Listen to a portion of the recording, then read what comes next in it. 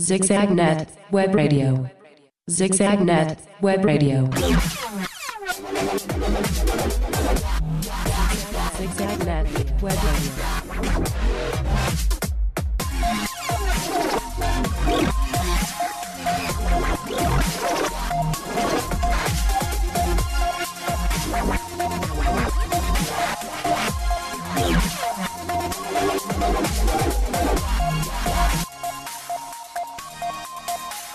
Le 8 novembre 2013, au Luxor, cinéma situé dans le quartier Barbès-Rochechouart à Paris, Emmanuel Papillon, directeur de l'établissement, revisite son parcours et décrit le positionnement de cette salle mythique construite en 1921, fermée en 1983 et dédiée à nouveau au 7e art depuis décembre 2012. Je me suis occupé pendant 20 ans d'un cinéma en banlieue parisienne, à Tremblay en France, le cinéma Jacques Tati, et après des études comptables, et après un petit moment dans la distribution.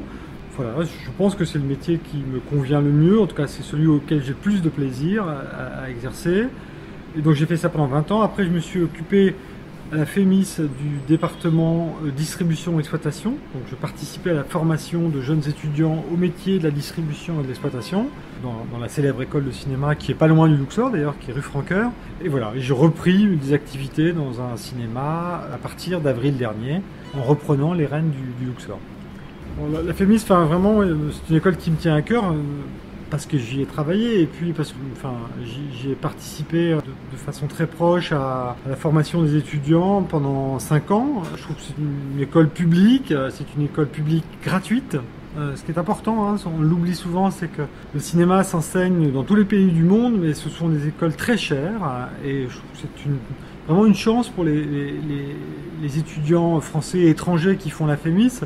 Après, c'est une école d'un très bon niveau où tout le cinéma français est représenté, le cinéma d'auteur, mais aussi le cinéma commercial. Voilà, c'est une très bonne école. Après, il y en a d'autres, bien entendu, l'école Louis Lumière, et il y a d'autres écoles privées qui sont très bonnes. Mais disons que, moi je connais bien celle-ci et je peux dire que j'ai vu des élèves qui ont été formés par cette école et qui réussissent aujourd'hui, donc j'en suis assez satisfait. Est-ce que c'est parfait? Je ne sais pas, aucune école n'est parfaite, et je crois qu'on peut devenir un grand réalisateur sans faire une école, bien heureusement. En tout cas, celle-ci me semble assez adaptée, et très, très attentive. En tout cas, elle est 2 pieds dans le cinéma et forme à 10 métiers du cinéma, et ça, c'est formidable.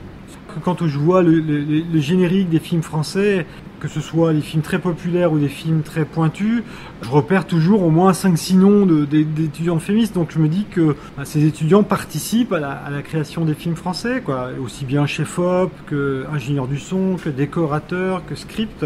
Voilà, donc c'est un vivier de personnes professionnelles, des gens qui connaissent bien leur métier. Mais je le redis, il y a aussi des gens qui n'ont pas fait la FEMIS, qui sont de qualité, bien entendu. Je suis plutôt pro numérique. La technique permet des choses, notamment d'un point de vue économique, que ne permettait pas le 35. En tout cas, ce qui est sûr, c'est que pour un exploitant, le numérique est une vraie chance, parce que même si j'ai beaucoup aimé le 35, aujourd'hui, c'est beaucoup plus simple de gérer un cinéma en numérique qu'en 35, parce qu'il y a beaucoup moins de transport de copies, la technologie est beaucoup moins lourde. Bon, ce qui n'empêche qu'il y a quand même des problèmes en numérique, sinon la vie serait triste. Mais disons que c'est beaucoup plus simple à gérer, notamment dans le transfert de salles et dans la qualité moyenne de projection. Je pense qu'aujourd'hui on peut passer en 30e ou en 40e semaine un film de très bonne qualité, alors qu'en 35 malheureusement c'était pas vrai. Et qu'au bout de la 6e, 7e semaine, le film était rayé, le son était pas terrible. Il faut se souvenir quand même qu'on souffrait quand même pas mal des fois dans les salles de cinéma. Notre souhait premier, et peut-être que tout ce travail d'animation le faut, c'est qu'on souhaite être un bon cinéma de quartier. Quartier qui nous est très cher, en tout cas on s'y sent très bien, et on veut d'abord être ça, un bon cinéma de quartier, c'est-à-dire que les gens qui veulent voir le film de Woody Allen, le film de Wong Kar-wai, le film de François Ozon, puissent le voir près de chez lui, à un prix raisonnable et sans publicité, dans des bonnes conditions. Voilà, c'est surtout ça notre premier souhait. Ensuite, effectivement, on a toute plein d'initiatives d'animation, mais je veux dire qu'on ne souhaite pas être particulièrement attractif, on souhaite surtout pouvoir faire en sorte que les gens voient des films d'auteur, des films de qualité près de chez eux. Ça, c'est quelque chose qui nous tenait à cœur dès le début de l'ouverture du Luxor, c'est d'avoir un rendez-vous une fois par mois autour de grands témoins qui ne sont pas issus du cinéma, qui ne sont pas dans le cercle du cinéma. Pas du tout que je trouve que le cinéma n'est pas bien analysé par les critiques ou les réalisateurs, mais je trouvais que c'était intéressant d'avoir des regards sur le cinéma qui ne soient pas ceux de spécialistes.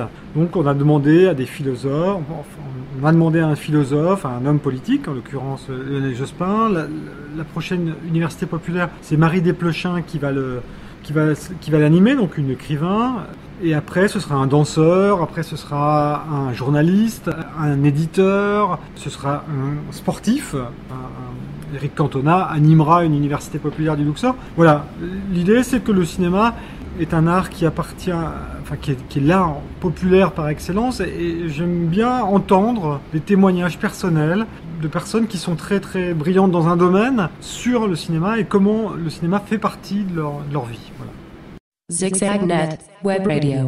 ZigZagNet est une production de la Bibliothèque Sauvage. Site internet www.zigzagnet.net